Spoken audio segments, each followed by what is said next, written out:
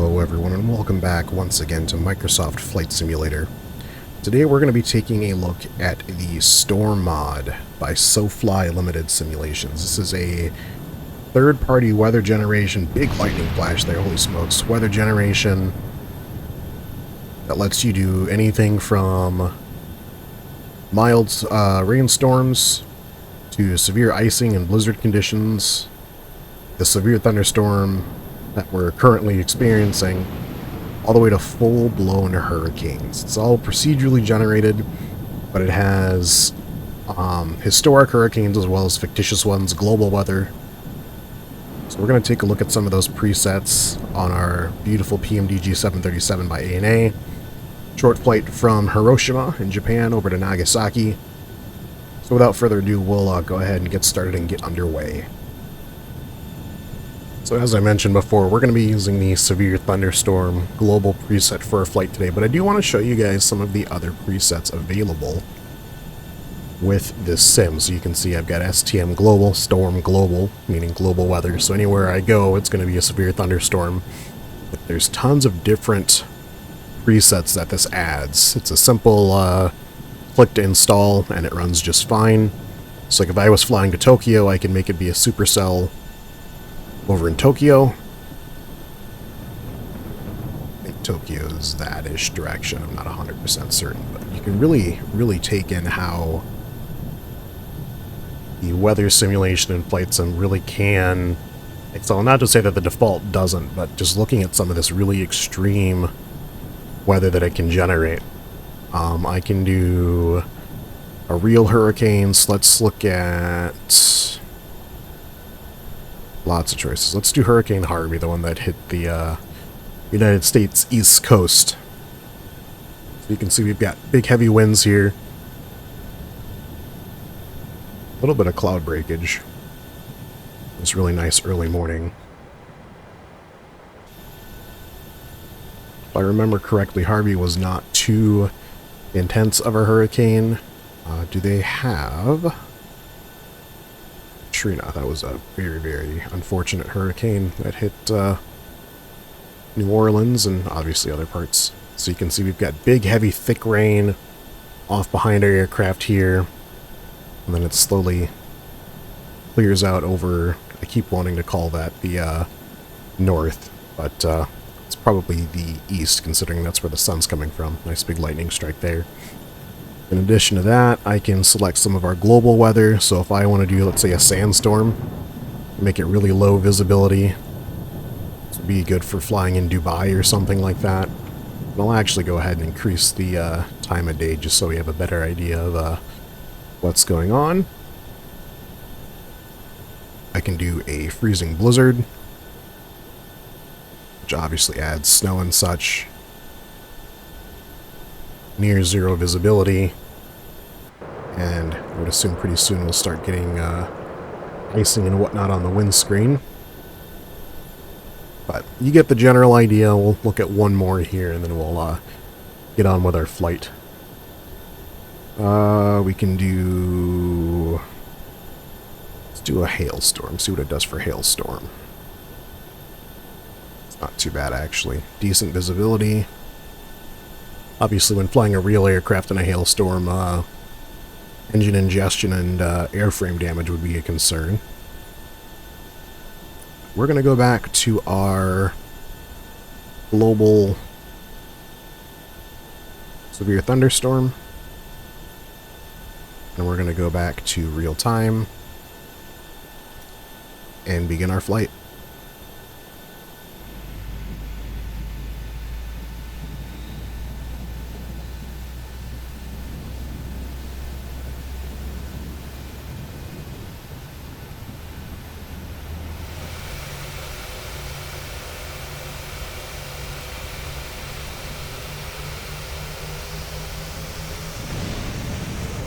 Alright, and here we are pulling up on the approach for runway 28.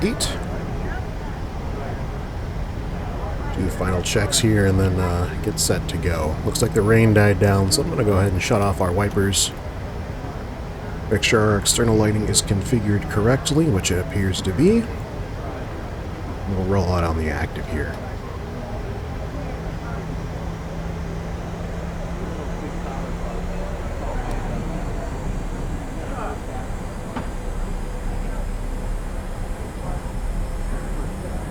just like that, the rain starts again, so wipers go back on.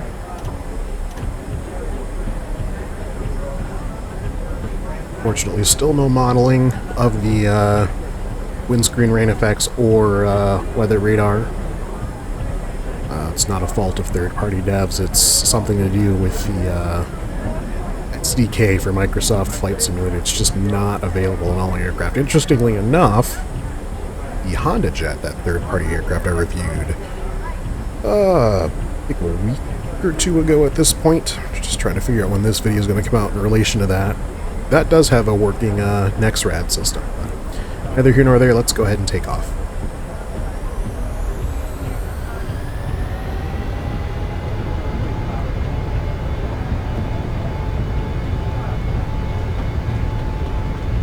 Airspeed alive. 80 knots. Pretty good side-to-side wind action here. Looks like the wind actually shifted on me, 111 at 10. V1, rotate. I'm back on the yoke. So came out of that band of rain. We'll worry about the wipers in a second. Positive rate of climb. Gear up, please.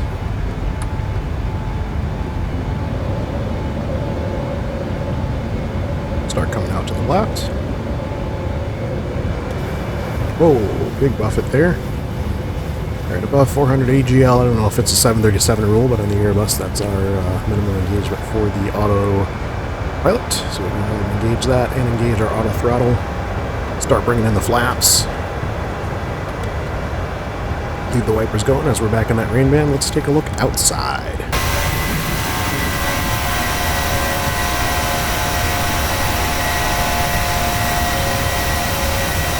Very nice looking, oh, huge lightning flash. Very nice looking rain effects.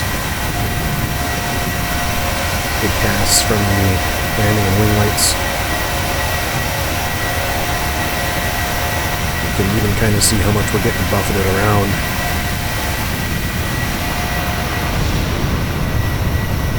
Looks coolish from the ground, but once you start to actually really get up in the clouds, you can see the big towering altocumulus and cumulonimbus clouds. That's where you really can take in severe thunderstorm preset. Just like that. I swear it's not scripted.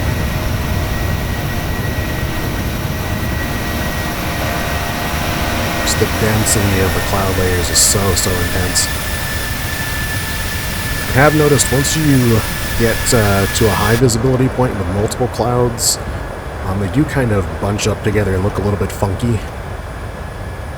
That's probably because the cloud model wasn't designed to be as dense as Flight Sim's making it, or as the third-party app is making it.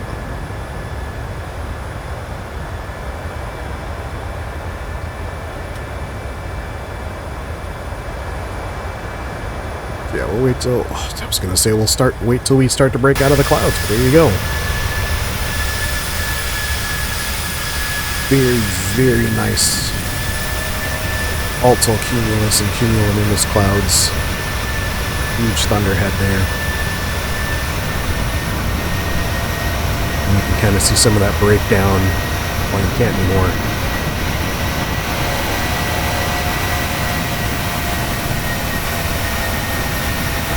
Kind of weird artifacting with certain portions of the clouds. All in all, I think this is a great add-on for those of you who like severe weather flying like I occasionally do myself.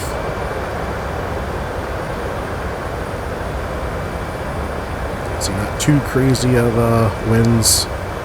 Winds about 105, 110 degrees at anywhere between 20 and 25 knots, we'll say. So 22 gusting 25. Look at that.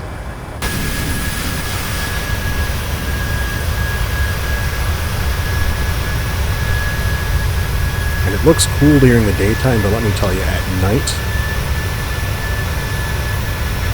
when all you have are the big, huge lightning flashes to go off of, see your clouds, that looks so realistic to me.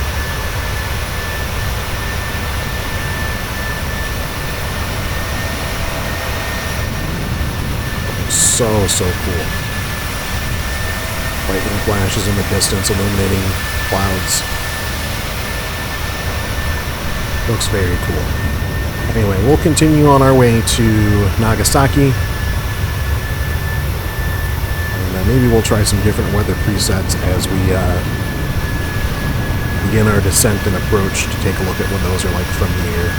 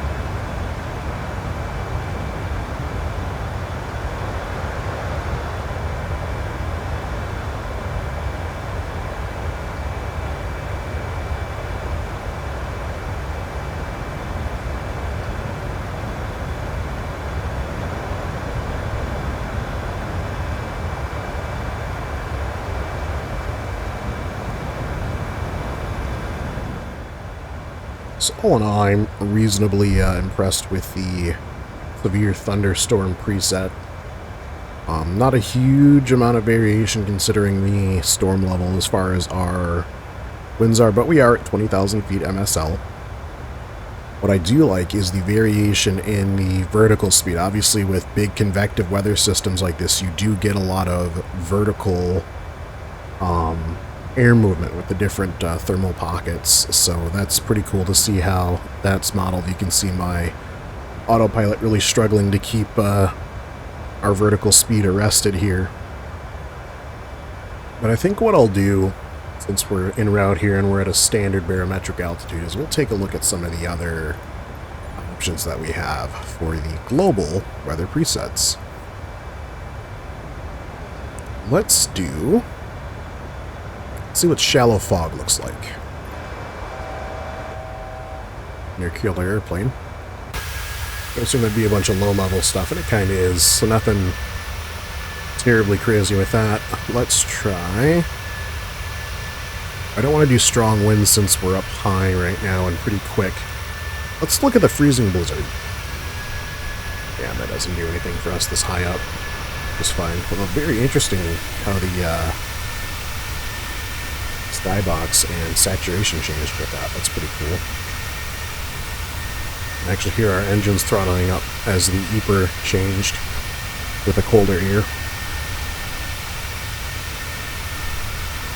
Let's try, well, ultra low visibility, we already know that. High humidity storms. Relatively similar to what we were doing before. Maybe this will be a good preset for our landing, is the high humidity storms. Because obviously in a severe thunderstorm case, you wouldn't really take off, but especially attempt a landing, even with IFR clearance. That's obviously why aircraft delays and that happen. Torrential rain, I'm going to assume, would be low level. It is for the most part. Alright, so at the risk of... Am I overspeed? Oh, severely. Oh, because I've got a 72 knot headwind. Yeah, well, the airplane's working on that. Let's look at some of these fictional hurricanes here. And I see that these have airport identifiers, so you've got JFK, John F. Kennedy in New York, or PDX, Portland. Yeah, Portland. I almost thought it was Phoenix, Portland. So I wonder if I select, let's say the Portland one, obviously we're nowhere near the United States. If I select that, does that generate a hurricane where we are? Here's nothing. We might get black screen of death. Oh my word. Okay. So we're in a hurricane now. Wind's not terrible. 263 at 05 at 54 knots. You can see we've got some more high-level clouds around us. I would imagine as we get lower, those hurricane force winds might be a little bit stronger. What does a real hurricane do, though?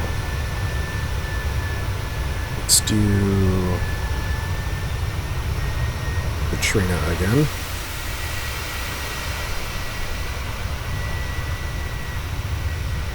It's pretty dense, low-level clouds. There's some lightning you can see there. Obviously, we're waggling around like no one's business. Absolutely getting thrashed by the winds. Yeah, we're going to go ahead and turn that off.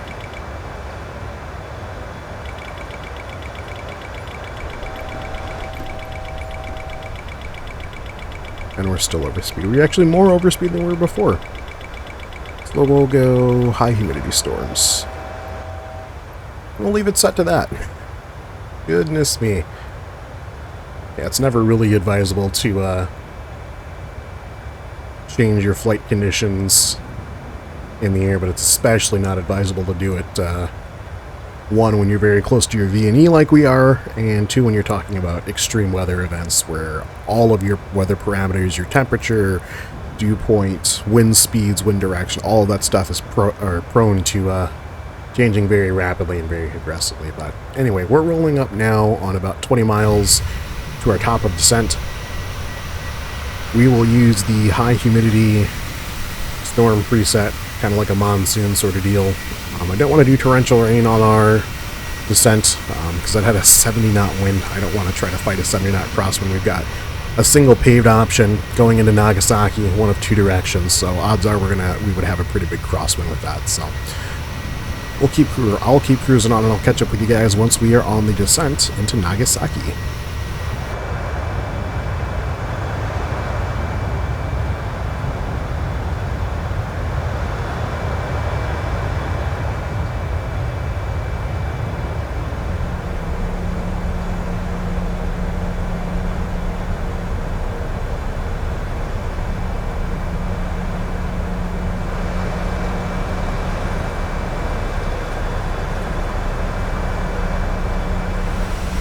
Alright, I have made the executive decision that we are going to attempt an approach with the torrential rain preset, no matter what that means for crosswinds, that sort of thing. I want to see how bad the rain can really get in flight sim. So right now we are pushing about a 70 knot headwind, 65 knots.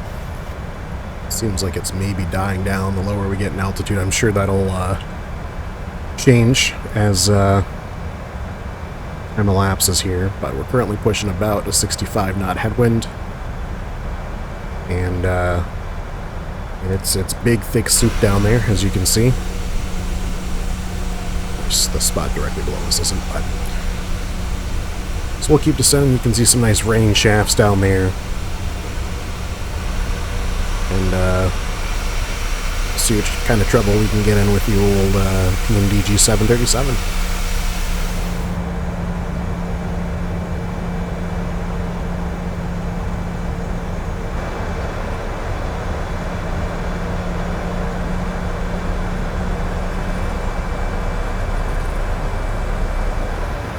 So, as you might have seen at the end of that clip there, the winds have changed a little bit. They're kind of all over the place and rapidly switching from a 90-degree crosswind to a almost perfect tailwind. I still am flying on the autopilot somehow. Props to Boeing for that. The auto throttle seems to not be working.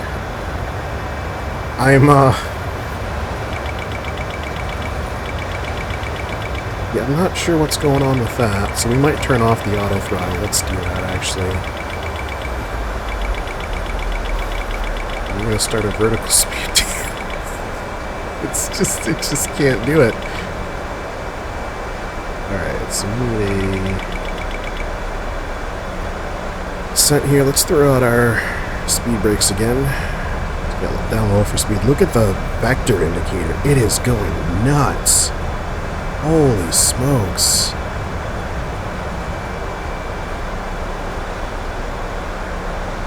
Holy smokes. Let's hope this improves a little bit as we get closer to the ground here, because I'm not going to be able to land in these conditions. I can't even adjust the dial on my autopilot. I have to use custom views here. Yep, we're going to custom views. Views. Which one are you? We'll do it live. 7,000 auto throttle re-engaging. And I want a vertical speed of 1,000, please. Okay.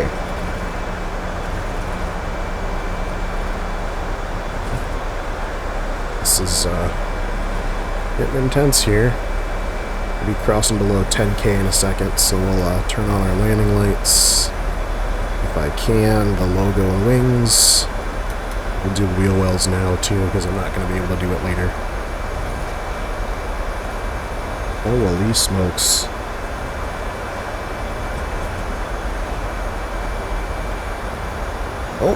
This is probably going to be our descent on the way in. Those of you who are nervous about flying, maybe forego this episode, because this is going to be rough.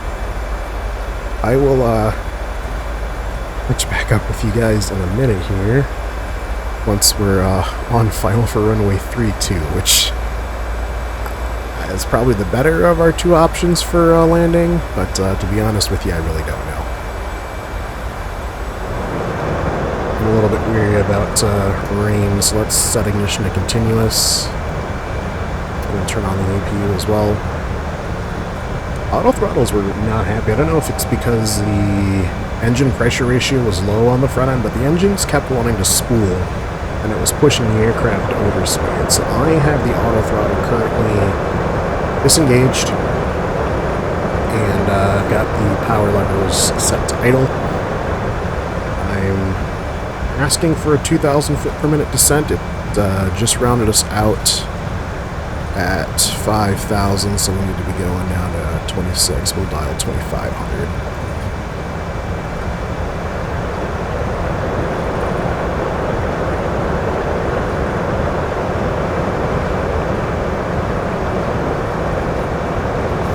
Holy smokes.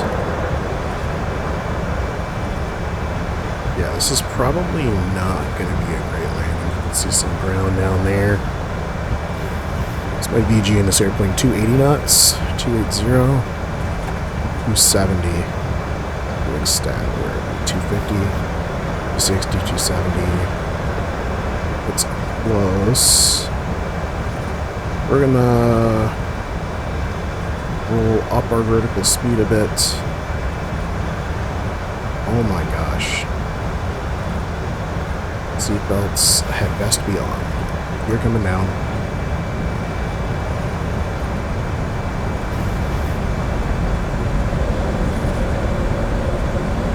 Engines are idling up again to keep the pressure ratio set as needed. I'm still full idle power. Throttles, auto throttle is off.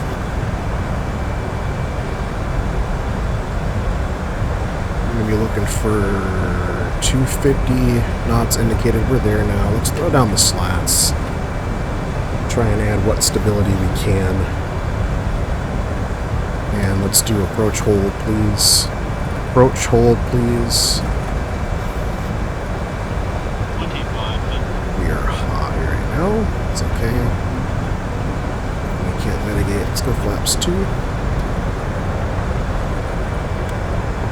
Fight this huge frontal wind. Blowing us all over the place. It's like we've captured the ILS for what that's worth.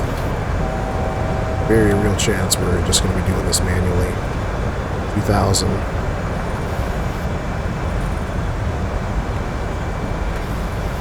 Let's add some power in. We're starting to bleed off speed a little bit faster than I'd like.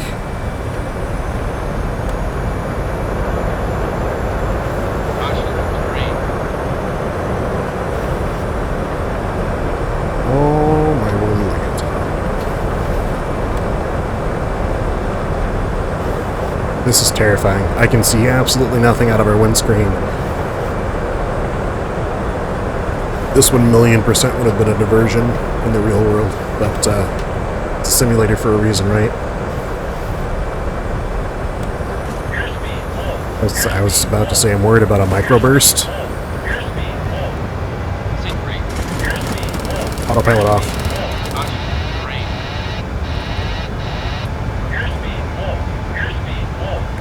Speed in a second here. Oh my gosh. Let's try and fly manually here.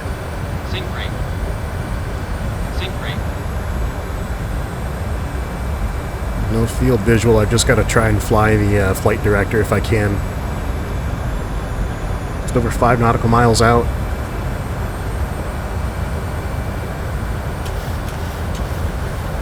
I don't know why I'm bothering trying to trim. It's not it's not going to do anything for us here. Sync rate.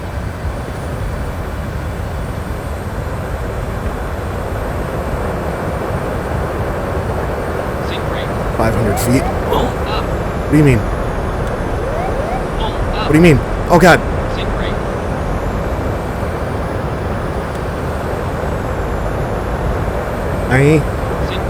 I know I'm not talking a lot. 100 feet. That's because we're dead. Alright, well. There we go. There we go. Crashed into someone's home. That's the torrential rain done. Let's see, just for fun here, how far off were we? I have no idea where the airport is. Oh my. So I think it was this direction?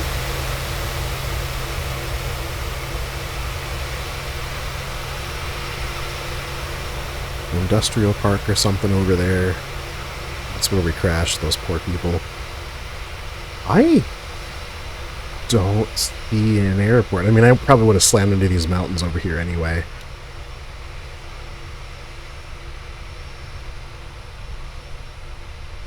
I'm really struggling here. My VFR map is still broken, so that's not gonna yield us any positive results. But do you guys see anything reminiscent of an airport? I don't. Oh. Well, that's the end of our little 7-3 there. I don't think I overshot it.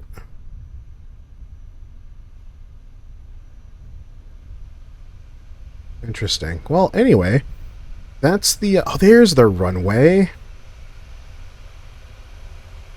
I mean, I don't know how I slammed into... whatever. So that was our objective out there. That's where we ended. Anyway, that is the Storm Weather Enhancement mod. It's pretty cool. If you're up at a high enough altitude to see the whole storm, you can actually see the clouds and then the eye of the hurricane below it. This poor little 737 trying to claw its way out. You're done, bud. You just stay there. Anyway, guys, that's going to do it for this video. I appreciate you watching. I will catch you in the next one, and as always, fly safer than I did. And then take it easy.